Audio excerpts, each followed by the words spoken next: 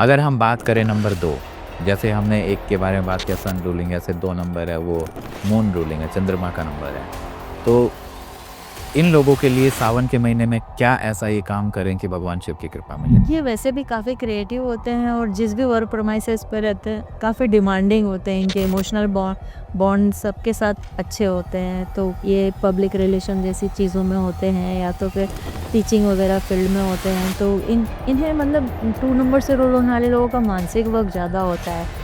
अगर हम नंबर 3 के बारे में बात करें, 3 नंबर वालों को ऐसा क्या करना चाहिए जिससे भगवान शिव की उनको सावन के महीने में कृपा मिले?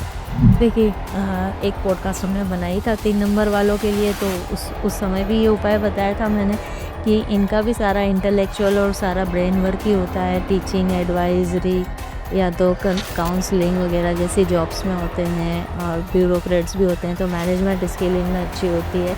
किसी भी चीज़ को समराइज़ करने की पावर इनमें अच्छी होती है। राइटर्स भी होते हैं, ऑथर्स भी होते हैं, बहुत ज़्यादा क्रिएटिव भी होते हैं। हर हर महादेव दोस्तों, जैसा कि आप सब जानते हैं सावन का महीना शुरू हो चुका है, भगवान शिव का सबसे प्यारा महीना। लेकिन इस महीने में कौन से ऐसे उपाय किए जाएं जिससे भगवान शिव की कृपा मिले? या फिर अगर हम थोड़ा-सा और डीप जाएं, जो हमारी डेट ऑफ बर्थ है, उसके अकॉर्डिंग ऐसे क्या स्पेशल उपाय किए जाएं जिनसे भगवान शिव की कृपा मिले? जैसे कई बार होता है ना कि हम बोलते हैं कि या फिर आपने बहुत सारे ऐसे उपाय सुने होंगे कि शिवलिंग पर जल चढ़ाइए। लेकिन कौन-सा शिवलिंग? मिट्टी का शिवलिंग, पारद का शिवलिंग, क्रिस्टल का शिवलिंग, नर्मदेश्वर शिवलिंग। आपके डेट ऑफ बर्थ के अकॉर्डिंग कौन-सा शिवलिंग आपके लिए, कौन से शिवलिंग पर जल चढ़ाना आपके लिए ज़्यादा लाभदायक होगा? या फिर कौन से ज्योतिर्लिंग की आपको यात्रा करनी चाहिए सावन के महीने में? कौन से ज्योतिर्लिंग के आपको दर्शन करने चाहिए? तो दोस्तों आज का जो ये बहुत ही इंटरेस्टिंग पॉडकास्ट आज हम लेके आए हैं, जिसमें वन बाय वन हम जानेंगे 1 से लेके 9 नंबर का जो मूलांक है, उसमें कौन-सा कौन से ऐसे उपाय हैं जो आपको करने चाहिए। मैं स्वागत करना चाहता हूँ आचार्य विजय लक्ष्मी, जो पिछले 20 साल से लोगों को न्यूमरोलॉजी के माध्यम से गाइड कर रहे हैं। नमस्कार मैम। नमस्कार और हर हर महादेव। और मैं काशी विश्वनाथ नगरी वाराणसी से ही हूँ, तो मुझे बहुत अच्छा लग रहा है कि ये पॉडकास्ट करने में। आपका आपका नेटिव प्लेस वाराणसी है। जी। कैसा माहौल होता है सावन के महीने का? बहुत ही खूबसूरत, मतलब श्रावण का महीना आने से पहले ही मन में इतना उत्साह होता है कि बस अब तो बाबा का दिन आ गया। तो बनारस तो जो नगरी है वैसे भी बहुत अलग ही है, बाबा की ही नगरी माने गई है ना? गंगा के किनारे हैं, तो वैसे भी गंगा के किनारे जितनी भी धार्मिक स्थल बने हैं या तीर्थ स्थल बने हैं वो शिव जी को ही अर्पित हैं और शिव जी का ही वहाँ पर सबसे ज़्यादा पूजन अर्चन होता है। हुँ।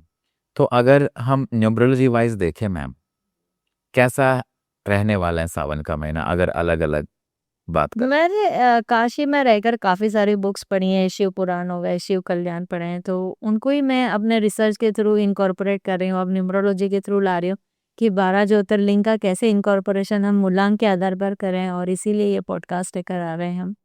तो सबसे पहले हम अगर मूलांक 1 की बात करते हैं तो बैद्यनाथ धाम जो है वो सूर्य से रूल होते हैं। इवन एक रामेश्वरम धाम में 12 ज्योतिर्लिंग में से 2 धाम हैं जो मूलांक 1 के लिए बने हैं, उनके आराध्य बनते हैं। तो जैसे आपने बताया जो 1 नंबर है वो सन रूलिंग नंबर है ना?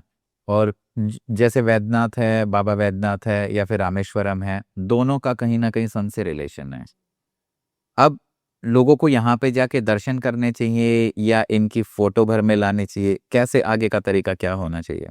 हाँ, अगर दर्शन करें तो बहुत ही बढ़िया होता है, क्योंकि इन जगहों पर जो एनर्जी होती है वो सन की एनर्जी को बढ़ा के आपको बेनिफिट देती हैं। और सन से अगर आप रूल हो रहे हैं, आपकी जन्म दिनांक 1 है या 10 है या 28 है, तो आप 1 से रूल हो रहे हैं, या तो फिर आपकी पूरी बर्थ डेट, मंथ और ईयर का टोटल 1 पे आ रहा है, तो भी आप सन से रूल हो रहे हैं। और सन से रूल होने वाले आप जानते ही हैं, गवर्नमेंट जॉब से रिलेटेड वर्क करते हैं, मैनेजमेंट के जॉब से रिलेटेड वर्क करते हैं।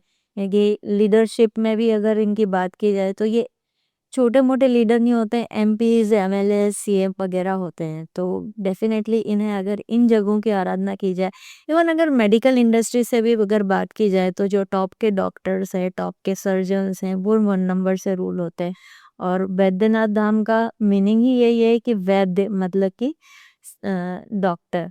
जिसे आज की भाषा में डॉक्टर, तो उन लोगों को इन जगहों पर जाकर जब भी आराधना या तो रुद्राभिषेक करने का मौका मिलता है तो ज़रूर से करना चाहिए। अन्यथा अगर वो नहीं जा पा रहे हैं due to their commercial commitment और बिजनेस कमिटमेंट, वो नहीं जा पा रहे हैं, तो भी ये महीना सबसे ऑस्पिशियस है। इस महीने अगर बीइंग अ सनातनी सिर्फ आप 5 मिनट का पंचामृत से घर में शिवलिंग के ऊपर वैद्यनाथाय नमः मंत्र से अगर रुद्राभिषेक करते हैं तो सन की एनर्जी स्ट्रांग होती है, वैद्यनाथ धाम के और रामेश्वरम धाम के ब्लेसिंग्स मिलते हैं। इवन जो आईएएस आईपीएस एस्पायरेंट्स होते हैं वो भी अगर सिर्फ इस मंत्र का भी जाप करें, इन केस अगर वो किसी जगह पर हैं, पढ़ाई कर रहे हैं, घर से बाहर हैं, वहाँ अगर शिवलिंग उनके पास नहीं है और वो रुद्राभिषेक नहीं भी कर पाते हैं तो घर के आसपास के किसी मंदिर जाए, वहाँ इस मंत्र के साथ जलाभिषेक करें तो बैद्यनाथ धाम में जाकर रुद्राभिषेक करने का महत्व मिलता है। जैसा सेम वहाँ पे जो बेनिफिट होता है वो यहीं से मिलता है। इनको ऐसा क्या सावधानी रखनी चाहिए? क्या ऐसा कुछ है कि सावन के महीने में कुछ चीज़ें नहीं करनी चाहिए? जहाँ तक हो सके नॉन-वेज, अल्कोहल वगैरह अवॉइड करना चाहिए। हुँ। अगर हम बात करें नंबर 2, जैसे हमने एक के बारे में बात किया सन रूलिंग, ऐसे 2 नंबर है वो मून रूलिंग है, चंद्रमा का नंबर है। तो इन लोगों के लिए सावन के महीने में क्या ऐसा ये काम करें कि भगवान शिव की कृपा मिले? ये वैसे भी काफ़ी क्रिएटिव होते हैं और जिस भी वर्क प्रेमाइसेस पे रहते हैं, काफ़ी डिमांडिंग होते हैं, इनके इमोशनल बॉन्ड सबके साथ अच्छे होते हैं। तो ये पब्लिक रिलेशन जैसी चीज़ों में होते हैं या तो फिर टीचिंग वगैरह फील्ड में होते हैं, तो इन्हें मतलब 2 नंबर से रोल होने वाले लोगों का मानसिक वर्क ज़्यादा होता है। तो अगर वो किसी तरह की एंग्जायटी, डिप्रेशन या मानसिक थकान जैसी चीज़ों से, कन्फ्यूज़न जैसी चीज़ों से गुज़र रहे हैं, तो सोमनाथ जो कि सोम अर्थात चंद्र का नाम होता है और चंद्र को ही ये डिनोट किया गया है। चंद्रदेव ने ही शिव जी की आराधना की थी। सोमनाथ एक प्लेस है जो कि गुजरात में स्थित है, 12 ज्योतिर्लिंग में ही आता है। तो वहाँ जाकर अगर दर्शन किए जाए, रुद्राभिषेक किया जाए, तो चंद्र के विशेष आशीर्वाद मिलते हैं, साथ ही महादेव के विशेष आशीर्वाद मिलते हैं। अगर आप वहाँ नहीं जा पा रहे हैं तो घर के आसपास के या घर में नर्मदेश्वर या पारस शिवलिंग या तो क्रिस्टल शिवलिंग के ऊपर सोम सोमाय नमः मंत्र से अगर रुद्राभिषेक करते हैं तो चंद्र की पूरी एनर्जी मिलती है। मूलान 2 नंबर वालों को ये जरूर से करना चाहिए। मूलान 2 वाले कहीं न कहीं थोड़ा-सा इमोशनल होते हैं चंद्रमा की तरह। तो वो जो टेंशन कई बार मन में हो, मन शांत हो जाएगा। मन शांत हो जाता है क्योंकि आप जब दूध और पानी को मिक्स करके जब शिवलिंग पे चढ़ाते हैं ना तो ऑटोमेटिक धीरे धीरे माइंड में स्टेबिलिटी आने लग जाती है और 1 मंथ अगर ये रिचुअल कंटिन्यू कर लिया तो आप देखेंगे कि आप मानसिक तौर पे बहुत स्ट्रॉन्ग स्टेबल बन जाते हैं। और शाम के समय जरूर से गर्म दूध में केसर डाल के इसका प्रसादी करना चाहिए। इसका जलाभिषेक नहीं किया जाता है, इसकी जस्ट प्रसादी शिव जी को अर्पित की जाती है। शाम के दिन में तो आप रुद्राभिषेक करेंगे और शाम के समय सारे मूलांक वालों 1 से 9 नंबर के मूलांक वालों को कर्पूर गौरम करुणावतारम की कपूर से आरती जरूर से देना चाहिए शिव जी को। अगर हम नंबर 3 के बारे में बात करें, 3 नंबर वालों को ऐसा क्या करना चाहिए जिससे भगवान शिव की उनको सावन के महीने में कृपा मिले? देखिए एक पॉडकास्ट हमने बनाई था 3 नंबर वालों के लिए, तो उस समय भी ये उपाय बताया था मैंने कि इनका भी सारा इंटेलेक्चुअल और सारा ब्रेन वर्क ही होता है। टीचिंग, एडवाइजरी या तो काउंसलिंग वगैरह जैसी जॉब्स में होते हैं और ब्यूरोक्रेट्स भी होते हैं, तो मैनेजमेंट स्किल इनमें अच्छी होती है। किसी भी चीज़ को समराइज़ करने की पावर इनमें अच्छी होती है। राइटर्स भी होते हैं, ऑथर्स भी होते हैं, बहुत ज़्यादा क्रिएटिव भी होते हैं, क्रिएटिव हेड्स भी होते हैं। इवन अगर ग्राफिक फील्ड में भी अगर कोई पर्सन चला गया जो 3 नंबर से रूल होता है, तो वो अपनी पूरी क्रिएटिव टीम को हेड कर रहा होगा वहाँ पर। वो खुद बैठ के भले एडिटिंग ना करे, लेकिन वो एडिटिंग के इतने ज़्यादा उसके अंदर स्टडी और डीप नॉलेज होते हैं कि वो सारी टीम को लीड कर सकता है। चाहे वो टीम 100 लोगों की हो, चाहे वो 10 लोगों की हो, चाहे वो 500 लोगों की हो। तो उनका मानसिक स्तर बहुत स्ट्रॉन्ग, मजबूत बना रहे, इसके लिए महाराष्ट्र में त्र्यंबकेश्वर नाम के ज्योतिर्लिंग है जो 12 ज्योतिर्लिंगों में आते हैं, वहां जाकर आराधना करना चाहिए। और त्र्यंबकेश्वर की आराधना इसलिए करनी चाहिए क्योंकि त्र्यंबकेश्वर का अर्थ ही 3 देवों का मिलन है, मतलब ब्रह्मा, विष्णु और महेश, तीनों का वहाँ मिलन होता है। और वहाँ पर महादेव को ऐसे भी चरण नहीं छुआ जाता है, वहाँ इस तरह से छुआ जाता है कि ये ब्रह्मा जी के साथ जाएगा, ये विष्णु और ये महेश के साथ। और वहाँ शिवलिंग के ऊपर भी इसी तरह से मार्किंग है और इसी तरह से वो शिवलिंग की पिंडी भी इसी तरह से बनी है कि उनको छूकर जब आशीर्वाद लिया जाता है तो तीनों का आशीर्वाद मिलता है। जल आप चढ़ा रहे हैं शिव जी के ऊपर, लेकिन वो जा रहा तीनों देवों के पास है। और यही पावर गुरु को चाहिए, ओवरऑल पावर चाहिए। आप देख रहे हैं किसी बिजनेस प्रमाइसेस का मैनेजर है तो उसको अपनी क्रिएटिव फील्ड को भी देखना है, मैनेजमेंट फील्ड को भी देखना है, स्टॉक्स को भी देखना है, सेल्स को भी देखना है। इतने सारे मतलब मल्टीटास्किंग पर्सन होते हैं इस तरह के लोग, तो उनको सारे तीनों देव का आशीर्वाद चाहिए। तो त्र्यंबकेश्वर जाके अगर आराधना करना चाहें तो बहुत बढ़िया। अगर घर पे भी करना चाहें तो घर पे आपके जो भी शिवलिंग है उसमें त्र्यंबकेश्वराय नमः नाम से पंचामृत बना के, स्पेशली इनको पंचामृत से ही जलाभिषेक करना है। पंचामृत बना के बेलोपत्र चढ़ा के वहां पर बैठकर 108 बार, कम से कम 108 बार त्र्यंबकेश्वराय नमः मंत्र का जाप करना चाहिए। तो इन्हें गुरु तत्व का आशीर्वाद मिलता है, गुरु तत्व इनका जागृत होता है। 3 नंबर मिसिंग है तो वो बैलेंस हो जाएगा, जागृत हो जाएगा, एक्टिव हो जाएगा। तो कोई भी शिवलिंग चलेगा इनके लिए, ऐसा स्पेशल नहीं कि हाँ, क्रिस्टल नहीं, कोई कोई भी भी क्रिस्टल हो गया, पारद हो गया, या तो नर्मदेश्वर। घर में करना है तो ये तीनों में से कोई भी, या तो घर के आसपास के मंदिर में जाके भी। बस, लेकिन पंचामृत पंचामृत इनके लिए कंपलसरी। अगर हम बात करें हम नंबर 4 के बारे में, 4 नंबर वालों के लिए कौन से ज्योतिर्लिंग के उनको दर्शन करने चाहिए या घर पे किस तरीके से उनको पूजा करनी चाहिए? तो ये एक नागेश्वर ज्योतिर्लिंग नाम से गुजरात में स्थित है, द्वारका के पास ही स्थित है। जो द्वारका हमारे कृष्ण की द्वारका नगरी है, उसी के पास में नागेश्वर ज्योतिर्लिंग है। तो ये राहु से रूल होने वाले, मतलब 4 नंबर से रूल होने वाले व्यक्तियों के लिए आराध्य देव बनते हैं। और इनके ऊपर भी अगेन जल के अंदर अगर भांग, स्पेशली या तो ताजे भांग के पत्ते मिल जाते हैं श्रावण मास में, तो कुछ पत्ते बिलपत्र के साथ जल में मिक्स करके उसका अभिषेक किया जाए, या तो फिर भांग का पाउडर भी मिल जाता है, ड्राई पाउडर। खास करके जो नागेश्वर ज्योतिर्लिंग के आसपास की शॉप है, जैसे मैं गई हूँ, मैंने तो 12 ज्योतिर्लिंग के दर्शन किए हुए हैं, तो उसके आसपास के शॉप्स पे मिल जाता है वो पाउडर को। तो उस पाउडर को जल में दूध के साथ मिक्स करके वो शिवलिंग के ऊपर अर्पित करना चाहिए और नागेश्वराय नमः मंत्र का जाप करना चाहिए। मेनली 4 नंबर से रूल होने वाले व्यक्ति graphics, IT, AI in fields में होते हैं, टेक्निकली बहुत स्मार्ट होते हैं, या ट्रैवल एंड टूरिज्म की इंडस्ट्री में भी होते हैं। कई बार जो बड़े-बड़े कोरियर सर्विसेज हैं, लॉजिस्टिक सर्विस हैं, इसके ओनर्स होते हैं, बड़ी-बड़ी ट्रांसपोर्ट कंपनियां संभाल रहे होते हैं। तो उसके लिए राहु के पावर को चैनलाइज करना, बैलेंस करना बहुत ज़रूरी होता है। तो नागेश्वर ज्योतिर्लिंग इनके आराध्य देव है और ज़रूर से इनकी आराधना करना चाहिए। घर पे अगर करना है तो? घर पे करना है तो भी कहीं से भी भांग का पाउडर थोड़ा बहुत ले लीजिए, या तो ताजे पत्ते भांग के लेकर उनको अर्पित करना चाहिए जल के साथ मिक्स करके, और नागेश्वराय नमः मंत्र के साथ रुद्राभिषेक कर सकते हैं। अगर हम नंबर 5 के बारे में बात करें, 5 नंबर वालों को ऐसा क्या करना है, क्योंकि 5 नंबर बुध का नंबर है, उनको कौन से ज्योतिर्लिंग के दर्शन करने चाहिए और अगर वो दर्शन ना कर पाए तो घर में किस तरीके से पूजा करें, कौन से मंत्र का जाप करें? तो बुध हमारा जो मीडिया इंडस्ट्री है उसको रूल करता है, तो बहुत ज़रूरी है जितने भी आजकल सोशल मीडिया से रिलेटेड काम कर रहे हैं, चाहे वो डॉक्टर हैं, इंजीनियर है, लेकिन फिर भी कई बार वो खुद अपने सोशल मीडिया पर एक्टिव हैं, अपने चैनल्स बना रखे हैं, इंस्टाग्राम बना रखे हैं, चाहे वो 6 नंबर से भी रूल हो रहे हैं, देन ऑल्सो उनके इंस्टाग्राम चैनल है, फिर प्रोफाइल आईडी बनी है, उस पे काफ़ी सारे सब्सक्राइबर हैं, उनसे उनको बिज़नेस आते हैं। तो आज के ज़माने में हर व्यक्ति को इस इस शिवलिंग की पूजा ज़रूर से करनी चाहिए, और वो शिवलिंग है ओंकारेश्वर। क्योंकि ये एक मध्य प्रदेश के एक ओंकारेश्वर नाम की जगह पर स्थित है, और ये एक आइलैंड जैसी जगह पर स्थित है। उस जो हिल बनी हुई है वहाँ उसका शेप भी ओम के शेप का है, और ओम का शेप होता है स्त्रियों में यूट्रस का शेप।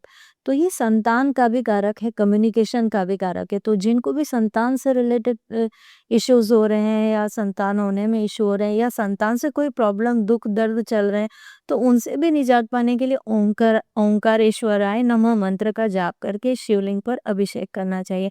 और अगर हो सके तो अपने बच्चों की वेलबींग के लिए हर पेरेंट्स को एक बार ओंकारेश्वर शिवलिंग जरूर दर्शन करके या फिर अभिषेक कर। जिनके भी संतान से रिलेटेड प्रॉब्लम है, जी। या तो कुछ मेडिकल डिसीजेज है, या फिर कहा नहीं मान रहे हैं, या फिर कोई ऐसी समस्या संतान को लेके जो आपको परेशान करती है, तो आप ओमकारेश्वर जा सकते हैं, या फिर विद फैमिली आप जाएंगे तो यस, या तो फिर वो नर्मदा नदी के किनारे हैं, वहीं से शिवलिंग लाकर आप घर पे भी 1 महीने का रिचुअल कर सकते हैं। शायद श्रावण महीना चला गया है, लेकिन फिर भी आप 1 महीना मन में एक संकल्प ले लीजिए कि मैं 1 महीने तक ओंकारेश्वराय नमः नाम से अपने नर्मदेश्वर शिवलिंग पर रुद्राभिषेक करूंगी, और मेरे ये हर्डल्स दूर हो जाएँ, ऐसी उनसे प्रार्थना कर सकते हैं। तो डेफ़िनेटली ऐसा होता है।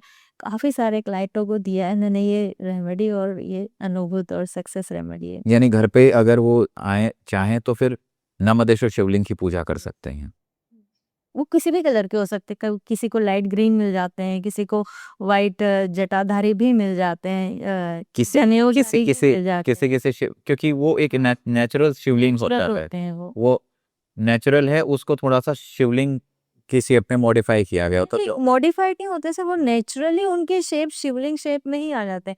वो जल में नर्मदेश्वर का मतलब ही है, नर्मदा नदी में बहते हुए जब स्टोन आते हैं तो ऑटोमेटिक उनका शेप कोई भी शेप कुछ भी नहीं होगा, वो शिवलिंग शेप ही नहीं आएगा। ओवल शेप ही होगा। और ये आपका लक है कि किस कलर के मिलते हैं।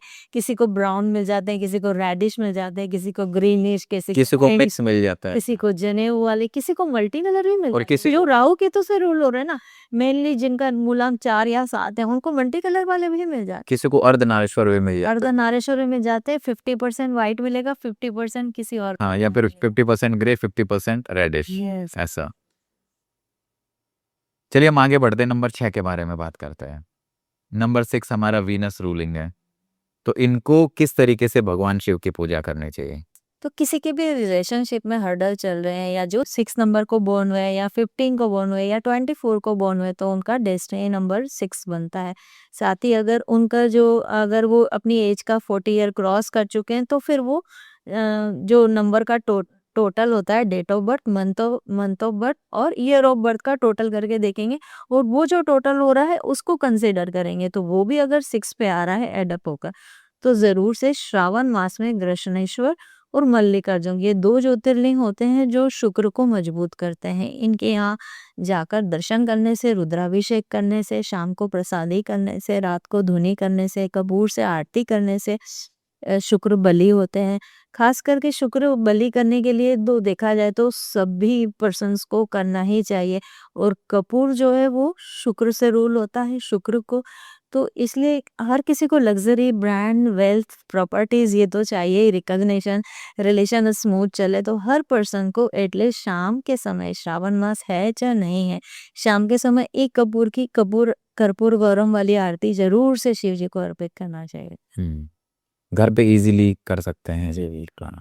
और इसका मंत्र भी बनता है कि कृष्णेश्वराय नमः, और एक मंत्र बनता है मल्लिकार्जुनाय नमः। तो इससे आपके रिलेशंस में हार्मनी बनती हुई देखिए ये लव से रिलेटेड जो भी इश्यूज आ रहे हैं वो वहाँ पे प्रेशर का नंबर है। आपको सब्सक्राइबर बढ़ाने हैं, वायरलिटी चाहिए, तो ये मंत्र जाप कीजिए, कृष्णेश्वराय नमः या तो मल्लिकार्जुनाय। रातों रात जो बोलते हैं ना वायरलिटी चाहिए, तो क्या करना है, तो ये करना है, कीजिए, श्रावण महीना आ गया। मैम अगर हम बात करें नंबर 7 के बारे में, नंबर 7 केतु का नंबर है, स्पिरिचुअलिटी से भी रिलेटेड है ये। तो क्या ऐसा काम इनको करना चाहिए, कौन से ऐसे शिवलिंग के दर्शन करने चाहिए, ज्योतिर्लिंग पे जाना चाहिए, या घर पे कैसे पूजा करनी चाहिए सावन के महीने में? तो नंबर 7 से रूल होने वाले एक तो होते हैं जो प्योर 7 से रूल होते हैं, और एक होते हैं जिनको 7 के साथ साथ और किसी नंबर का भी इन्फ्लुएंस मिल रहा है, चाहे वो उनके date of birth, month of birth और ईयर ऑफ बर्थ के टोटल से 2 नंबर का इनकॉर्पोरेशन मिल जाता है। और अगर वो 7 और 1 का इनकॉर्पोरेशन है, या 7 और 3 का इनकॉर्पोरेशन मिल रहा है उनको लाइफ में, तो जरूर से केदारनाथ के शिवलिंग के दर्शन उन्हें जीवन में एक बार करने ही चाहिए, और मैक्सिमम बार करेंगे तो उनका करियर एक्सट्रीम लेवल की हाइट पर जा सकता है, क्योंकि केदारनाथ शिवलिंग जो है वो गुरु तत्व और केतु से रिलेटेड सारी शक्तियों को देने वाला है। और यहाँ जाकर केदारनाथाय नमः मंत्र से रुद्राभिषेक करना बहुत ही ज्यादा बेनिफिशियल है। इवन अगर आपको घर पे भी करना है, और इस तरह के आप किसी भी तरह के आईटी फील्ड से जुड़े हैं, या सर्विलांस वर्क से जुड़े हैं, ग्रेविनांस वर्क से जुड़े हैं, कहीं का सर्वे वगैरह आपके अंडर में है, या आप किसी भी तरह की एजेंसी चलाते हैं, स्पोर्ट्स पर्सन है, डिफेंस से जुड़े हुए हैं, तो ये डिफेंस का भी नंबर है। तो 7 नंबर की एनर्जी को पूरी तरह से जागृत करने के लिए, एक्टिव करने के लिए केदारनाथाय नमः का मंत्र 12 महीने अगर इसको किया जाए तो केतु का विशेष आशीर्वाद मिलता है, साथ ही गुरु तत्व भी जागृत, केतु एक्टिवेट हो जाता है। केतु एक्टिवेट हो जाता है। मैम अगर हम बात करें, जैसे हम बात कर रहे हैं अभी कि ज्योतिर्लिंग पे जाने से ऐसा क्या होता है जब हम ज्योतिर्लिंग जाते हैं? देखिए एनर्जी तो पॉजिटिव है, लेकिन हमारे जीवन में क्या चेंजेस आ जाते हैं जो पहले स्टक हो रखी होती हैं चीज़ें? चीज़ें यही होती हैं कि कंप्लीशन हो जाती है आपकी जब एनर्जी है, आपकी बॉडी में एनर्जी कौन दे रहा है? आपको या तो फूड दे रहा है, हुँ। या तो कोई कॉस्मिक एनर्जी दे रही है, हाँ। या तो आपके पेरेंट्स की या तो पितरों की ब्लेसिंग्स दे रहे हैं। आप जो जो कर्म कर रहे हैं, वो भी आपको एनर्जी देते हैं। तो आप किसी से गलत बर्ताव कर रहे हैं, गलत बातें कर रहे हैं, गलत सोच रहे हैं, गलत कंटेंट देख रहे हैं, तो वो एनर्जियाँ डिस्टर्ब हो जाती हैं और आपको हर्डल्स देने लगती हैं, आपको अनसक्सेस का सामना करना पड़ जाता है। कुछ ऐसी अनचाही चीज़ों का सामना करना पड़ता है जिसका कोई रेमेडी ही नहीं बनता है। तो इन चीज़ों को चैनलाइज़ करने के लिए इन चीज़ों की हेल्प ली जाती है और ख़ास करके हिंदू सनातन धर्म में हर महीने को, हर दिन को किसी न किसी देवता से, देवी से जोड़ा गया है। जैसे कि ये श्रावण मास आया है तो ये शिव जी का महीना है, तो हम शिव जी की कृपा प्राप्त करके हमारे सारे नंबरों को एक्टिव कर सकते हैं, बैलेंस कर सकते हैं।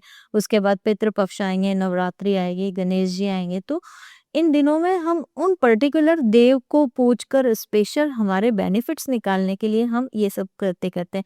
तो अभी हम 7 नंबर की जैसे बात कर रहे थे, तो एक और शिवलिंग है काशी विश्वनाथ शिवलिंग। काशी विश्वनाथ जो कि 12 ज्योतिर्लिंग में आते हैं और वाराणसी से जहाँ से मैं हूँ। तो वो भी केतु से रिलेटेड ही हैं।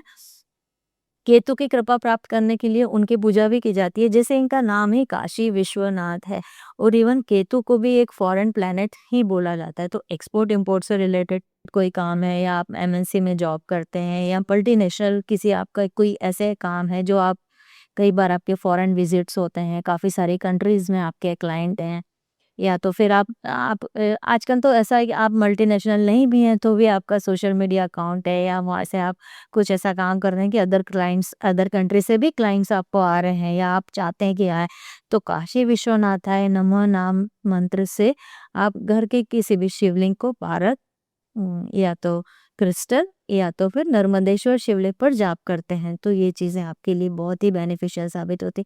साथ ही एक चीज़ और बताना चाहूँगी जो कि ट्रेडिंग करते हैं डेफ़िनेटली उनको, प्लस जो भी फॉरेक्स का काम करते हैं या मेटल्स का काम करते हैं, गोल्ड, जेम्स, ज्वेलरी का काम करते हैं, तो ये सारे लोगों को भी केतु की पावर लेना बहुत फ़ायदेमंद होता है और इसके लिए हमारे काशी विश्वनाथाय नमः मंत्र की एक माला डेली करना जी हाँ, करें।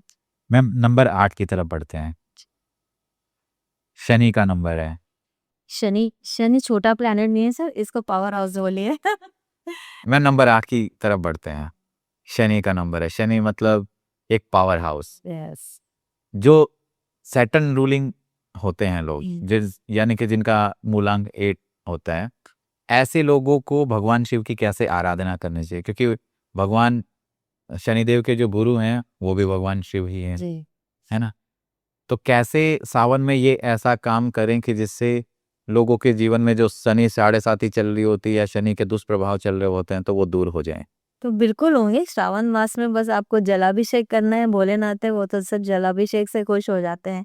और ये आपने बहुत अच्छा बोला कि पावर हाउस नंबर है, मेरा फेवरेट नंबर भी है, क्योंकि कलयुग में सबसे ज़्यादा एनर्जी और सबसे ज़्यादा सोल, जितने भी मेरे पास भी क्लाइंट आते हैं ना, आप विश्वास नहीं करेंगे 60 टू 70% 8 नंबर रूल ही आते हैं या कहीं न कहीं उन्हें शनि की साढ़े साती जैसी चीज़ों की बातें करते हैं और उनसे सामना होता है। तो उनके लिए सबसे बेस्ट शिवलिंग होते हैं जो महाराष्ट्र में स्थित है और भीमाशंकर शिवलिंग है। एक भीम नाम के एक राक्षस थे, उनके वध के लिए शिव जी ने अवतरण लिया था और इस जगह का नाम भीमाशंकर नाम से ही फेमस है। और यहाँ जो शिवलिंग है, उनकी सेवा करने से शनि की विशेष कृपा प्राप्त होती है। अगर आप बहुत बड़ी इंडस्ट्रीज़ चला रहे हैं, एम्प्लॉइज़ नहीं टिकते हैं या एम्प्लॉइज़ में हार्मनी और बढ़ाना चाहते हैं, उनकी वर्क कैपेसिटी बढ़ाना चाहते हैं, तो भीमाशंकराय नमः नाम से अपने वर्क प्रेमाइसेस पे भी शिवलिंग स्थापित करके डेली अभिषेक कर सकते हैं, या स्पेशली अगर एक दिन निकाल कर खुद या अपने कुछ स्टाफ के साथ एक विजिट प्लान करें तो भीमा शंकर जाकर अगर रुद्राभिषेक करें, शाम को धुनी करें, प्रसादी करें, तो शिव जी का पूरा आशीर्वाद मिलता है और शनि ग्रह का विशेष आशीर्वाद मिलता है। नॉर्मली लोग क्या बोलते हैं, शनि जी को खुश करना है तो शनि मंदिर जाइए या हनुमान चालीसा पढ़िए, लेकिन श्रावण मास ही एक ऐसा मास है जब शिव जी को ये पावर है कि वो शनि जी को बोल सकते हैं कि आपको इस पर्सन के ऊपर विशेष कृपा करनी है। खास करके जो भी पार्टनरशिप फर्म वगैरह चला रहे हैं या प्रॉपर्टी ब्रोकिंग टाइप की फर्म चला रहे हैं, रियल एस्टेट में इन्वॉल्व हैं, बिल्डर्स हैं, इस तरह के जो पर्सन है जो बहुत बड़ी बड़ी टीम्स में काम करते हैं, टीम अपनी टीम को स्ट्रॉन्ग बनाना चाहते हैं, सक्सेसफुल बनाना चाहते हैं या बड़े-बड़े प्रोजेक्ट्स या कॉन्ट्रैक्ट्स वगैरह लेते हैं। इवन कुछ जो पर्सन पॉलिटिक्स में जुड़े हुए हैं और स्पोक्स पर्सन है या हमारे श्री मोदी जी की बात की जाए, वो भी 8 नंबर से रूल होते हैं। तो उनके लिए भी सिंपल सी रेमेडी बनती है कि भीमाशंकर जाएँ, माँ दर्शन करें, रुद्राभिषेक करें या तो घर पे जो शिवलिंग है उसको भीमाशंकराय नमः उनका आह्वान करके उनके नाम से रुद्राभिषेक करें। और पंचामृत से ये शिवलिंग पर इन्हें पंचामृत शिवलिंग से करना और पंचामृत से भीमाशंकराय नमः मंत्र का जाप करते हुए ये रुद्राभिषेक करना है। साथ ही एक एक सिंपल सी सामग्री होती है काले तिल, वो ज़रूर से इनको पंचामृत में डाल के अभिषेक करने हैं। मैम अगर किसी को घर पे जैसे ये चीज़ें हो सकती है ना? मंत्र भी हमारा सेम रहेगा? मंत्र सेम रहेगा, ओम भीमाशंकराय नमः। चलिए आगे बढ़ते हैं, नंबर 9 के बारे में बात करते हैं। मंगल, हाईली एनर्जेटिक।